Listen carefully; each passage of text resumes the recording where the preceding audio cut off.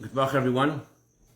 We just entered the month of El, a month of Hashem's mercy and kindness, and a month that we're able to really upgrade our game spiritually. The main focus of the month of El, as Rebbe said, is the acronym of the words Shiru LaHashem Ayim Lemer, I sing to Hashem. That verse was written about the Exodus from Egypt, and Hashem, and we said at the Exodus we sang a song to Hashem, and that verse is also referring to the song we will sing when Mashiach will come. We're going to sing a song to Hashem as well when Mashiach will come. So too in the month of El, the time when Hashem not only allows us, opens the door for us to upgrade our torah and our prayer and our kindness, but more, in the month of El, Hashem gives us the ability to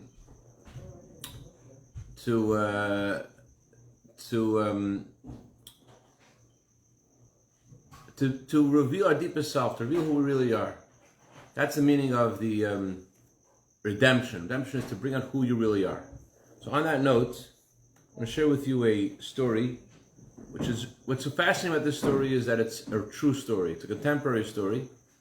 Rabbi Jacobs, he visited our synagogue more than once. He writes a story in his book, and it's a true story that happened to him. And for me, this story highlights the idea of personal redemption. The story was in the month of Elul, in Tavshim Mem Tes, in 1988. He was living in New Jersey at the time. I remember, I know where he lives today. I remember at one point he was living in Morristown, New Jersey. And he had gone to a bris, he'd gone to celebrate someone's baby. And on the way back, he passes by his bank, he wanted to make a deposit. And he goes to the bank, and he forgets the check he wanted to deposit in the car. So he comes back to his car, and as he's opening the car and taking out the check, he's surrounded by three guys. These guys look very ominous. Each of them looks worse than the other. There was a guy on his right who had this scowl on his face, very scary. A guy on his left looked a little scared himself, a little more friendlier. And the guy in the middle, huge guy, full of tattoos. They all had ripped jeans. One of them was holding a bottle of whiskey. They all had alcohol in their breath. And the big guy, full of tattoos, says to him, "Do you have money?" It obviously wasn't a request for a donation. It was a threat. I need your money. So Rabbi Jacobs, instead of reacting like any human being would react, or besides his human reaction, which he was totally frightened about encountering these three men, he started to think about what he learned in yeshiva about divine providence. Wherever you are, God is with you. Everything happens for a purpose. And as he's thinking about this, he turns to the larger man, the tallest of them all, and he says to him, "Are you Jewish?" And the guy says, "Yes, my name is Shmuel Yankel ben Moshe." Shmuel Yankel ben Moshe, did you have a bar mitzvah? He says, "Sure, I had a bar mitzvah." And he starts singing the haftorah of his bar mitzvah. So, as Rabbi Jacobs puts the check back in the car and locks the car, he says, "I have a few dollars for you guys, but if you're Jewish, why do you just want a few dollars when you could ask for millions?" He says, "What do you mean?" He says, "Right now it's the month of El, it's the month of Rosh Hashanah, and once the new year begins, it says God's like a king in a palace when he judges the world. When God judges the world, you have to be deserving of blessing. However, in the month before Rosh Hashanah, it says that God is like a king in the field. When the king is in the field, he greets everyone with a beautiful face. He shows everyone a smiling face, just like a king who wants to see his subjects, and he wants to connect with them. So too Hashem shows us his mercy and his kindness and so therefore we're able to ask God for anything that we want. So why would you ask for a few dollars when you could ask for millions? You're a Jew. And he saw that his words were actually touching this guy's heart. He was really listening to him. And as he asked the question, he pulls out a pair of tefillin from his trunk, and he said to him, "I'd like to put on tefillin, but not would you like to put on tefillin?" But he actually put on the tefillin on this guy. And the guy says the bracha, and he says the Shema, and he starts crying. He starts crying. And then he turns to the other guy. He says, "Hey, the second guy, he says, what's your name?" "My name is Michelle. I'm not Jewish. My mother, she was Jewish once, but she converted to Catholicism, and so I was born as a Catholic." So Rabbi Jacob says, "No, it's not how it works. If your mother is Jewish, then you are Jewish, and you can't stop being Jewish. Once you're Jewish forever."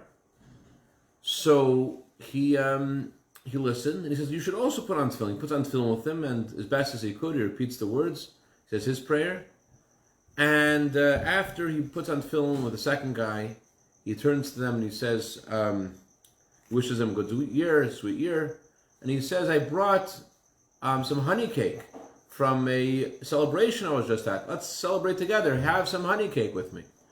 And he gives them the honey cake. He says a bracha with them. They have the honey cake. And then he says, "Oh, by the way, you guys want the dollars?"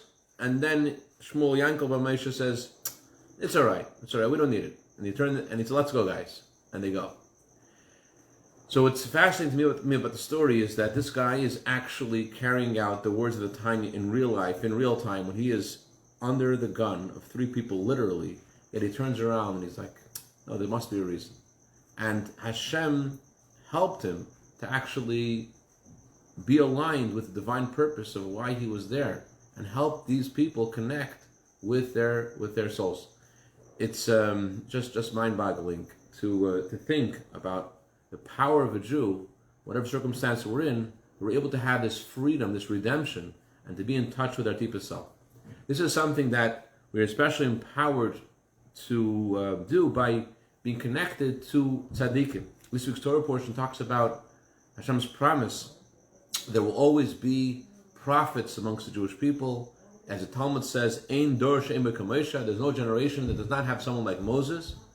But I wanted to actually share a story not about the prophecy of a tzaddik, but more about the wisdom of a tzaddik. There's a concept called emunas chacham, faith in wise people. It's not only that we believe that Hashem endows righteous people with prophecy, but He also endows the sages of Israel with wisdom. And perhaps, as the Talmud says, their wisdom is guided by their divine inspiration. True, but it's not only that they have a divine gift to tell us the words of God, but as the Rebbe spoke, it's actually 32 years ago today, last time the Rebbe spoke on this shabbos, the Rebbe spoke about how a tzaddik not only serves as a judge or someone who has authority and tells you the words of Hashem, but also as an advisor. Someone understands you, can give you advice in a way that you feel that it's good for you, not just as an instruction from Hashem, but something that you could feel, who understands you and gives you something you could appreciate in your own life. On that note, I want to share with you a story of the Alter Rebbe. The Alter Rebbe's father-in-law, his name was Rabbi Leib Segal. He was very, very wealthy. He was entrusted by the nobility with the rights to sell alcohol. He had the license, and because of this, he was very, very wealthy. And he was very in touch with the who's who of the nobility in Lithuania and Poland. And at that time, there were no real established colleges, universities. But the Polish princes, they had what they called academies. For example, there was a Prince Radziwill, who he had an academy near Vilna, special for princes, special for the elite. There was a Prince Shaftinsky. He had an academy in Vitebsk, and there was another prince named Vekret, and he had a academy in Dubrovna. And because the Polish people at the time were very illiterate. There were no academies. They didn't have their own universities of their own, but the princes did, and the princes imported French professors to these academies, so they should teach the royal family and their friends, the nobility, in these universities. So at that time, the in the academy of this Prince Shevtinsky near Vitebsk, he had next to the university, he had like a palace. And in this palace, he had a sundial. And there was a strange thing with the sundial. The sundial worked, but it stopped working every day between 2 and 5 p.m. And because the Alter Rebbe had become famous for his knowledge, not only in Torah, but knowledge in the worldly matters as well, the father-in-law of the Alter Rebbe, Rabbi Bezalel, said to a prince that perhaps it would be a good idea to invite his son-in-law to the university to check it out. So he invited him. The Alter Rebbe at first didn't want to come. There's no Talmud al Tischabel Rasha. Don't connect to those who are evil. And besides the fact that the Alter Rebbe was totally dedicated to his Torah study, but why would he want to go and to get involved? But he made various conditions that he'll come, only come one time, and I can't come whenever there's a question. But he agreed to come and to check out the sundial.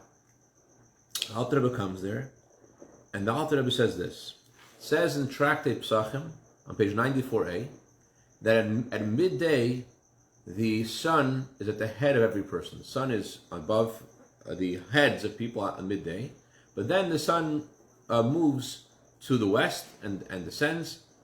And so the Alter Rebbe says that about 12 or 15 vyors. Vyors is a Russian word for distance. I don't know if it's a kilometer or something else. But 12, 15 vyors from here into the south, there is likely a mountain that has trees growing on the mountain. And the reason for the last 2 years the sundial isn't working between 2 and 5 is because, hey, Shabbat Michael. The reason why the sundial isn't working between 2 and 5 is because the trees in the mountain in the south have probably grown.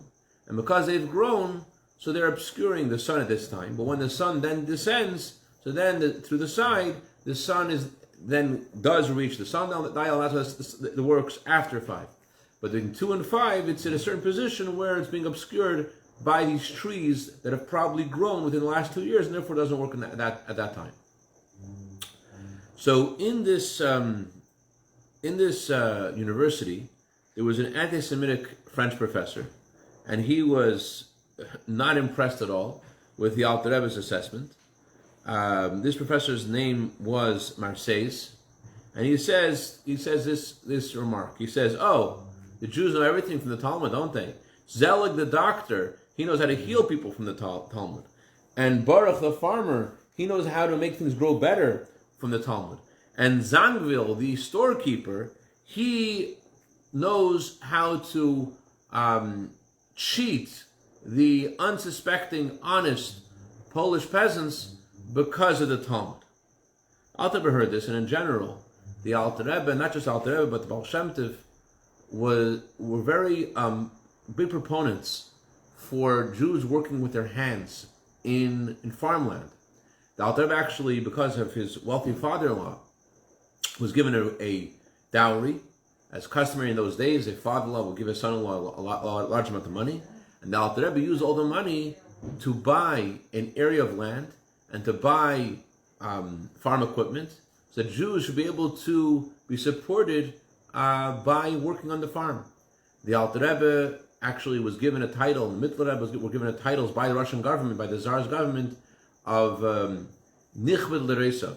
This person, this citizen, should be honored for generations because of what they achieved on an economic level for the thousands of peasants, Jewish peasants, who had worked on the areas that they had developed to help people to work in farmland. There was And this sentiment that this professor said about Jews cheating was only one of the reasons why it was wise for Jews to get into different businesses. But this professor made this remark, and Rabbi Bezalel was very nervous about this remark. He was bothered by it, and he told his non-Jewish friends what the professor had said, and he asked them for advice.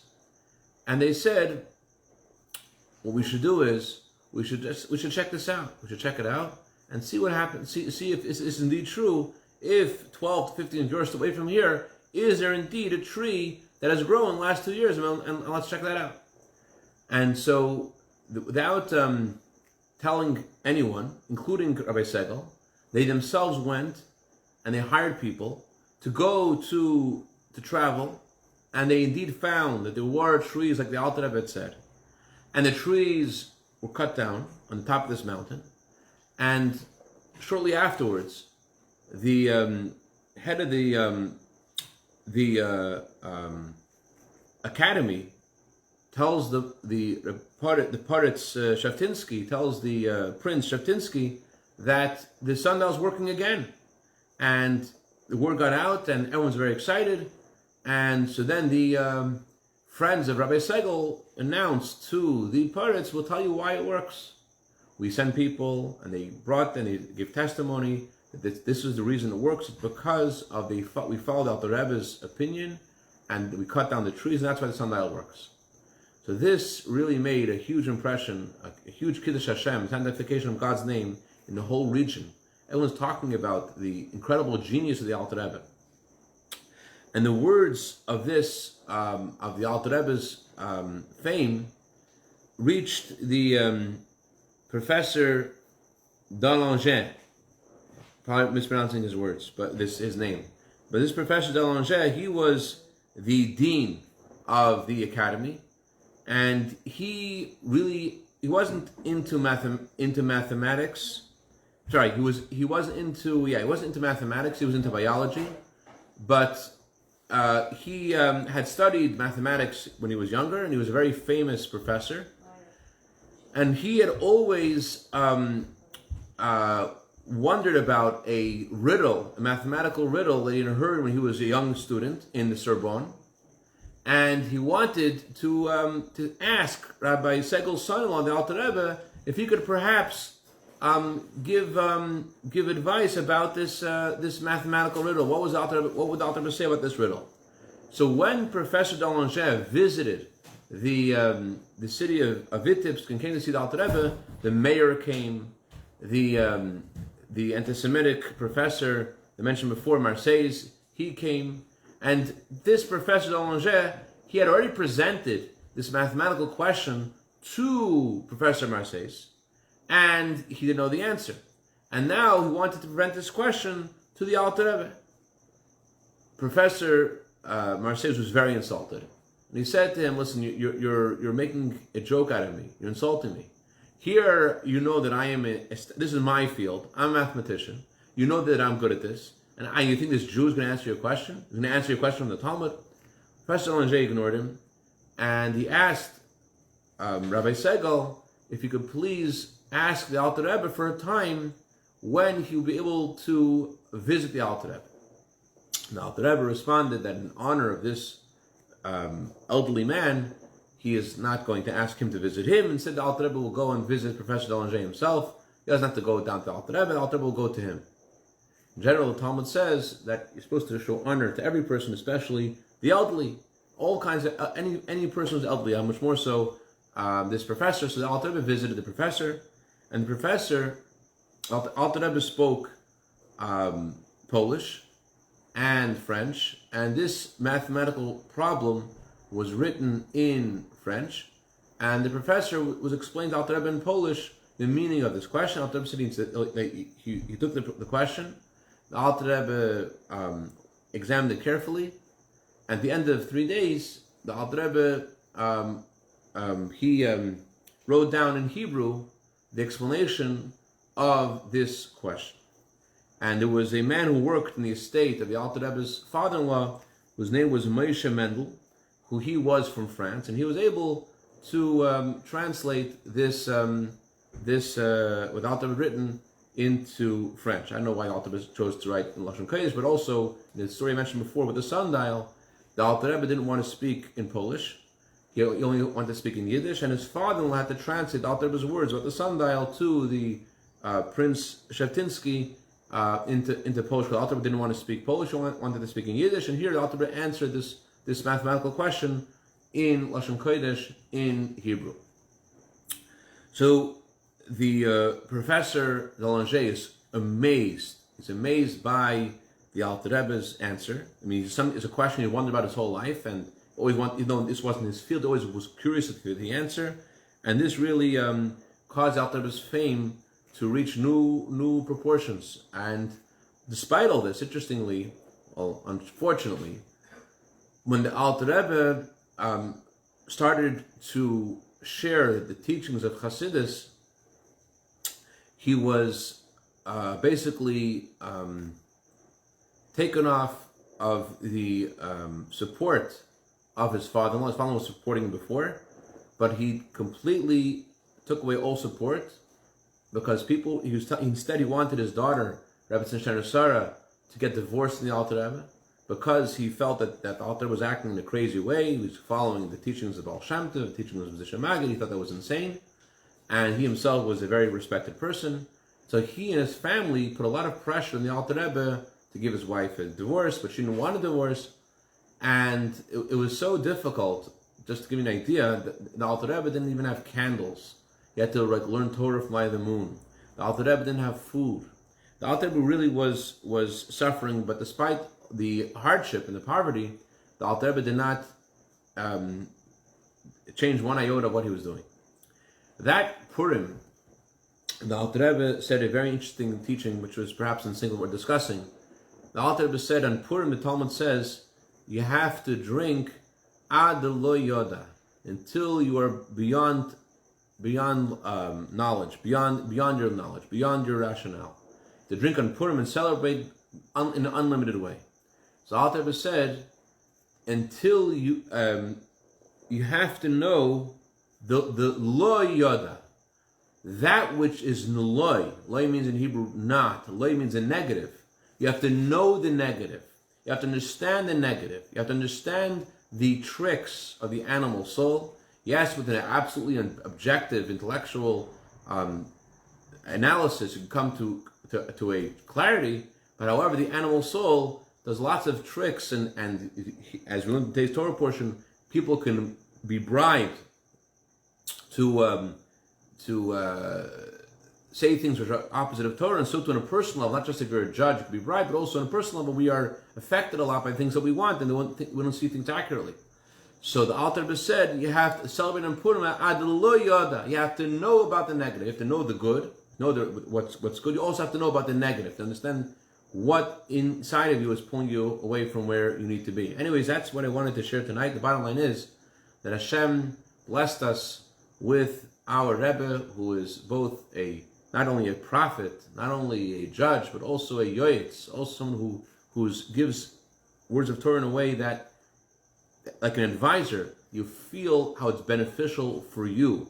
As in the story of the Alter Rebbe was able to explain not just prophecy from the Torah, prophecy about the future, but actually explain mathematics and science in a way that was understood in the eyes of these Gentiles. And so too, you learn the teachings of the Rebbe, it doesn't just make sense to your neshama, it makes sense to your humanness. And this is something that Hashem especially gave our generation before the coming Mashiach, to make the Torah and mitzvahs part of our persona as we prepare for the coming Mashiach, when we'll feel how we'll feel at home with our Jewishness in a way that we can't even imagine. We'll feel at home with our neshama in a way that just like we'll feel at home in Jerusalem physically, we'll move to Jerusalem, so on a personal level, we'll feel at home with our deepest self. This is who we are. May this happen. Take care, mamish, a good avach, and a freilich avach, and a chassidus and mateus shatem mesukah.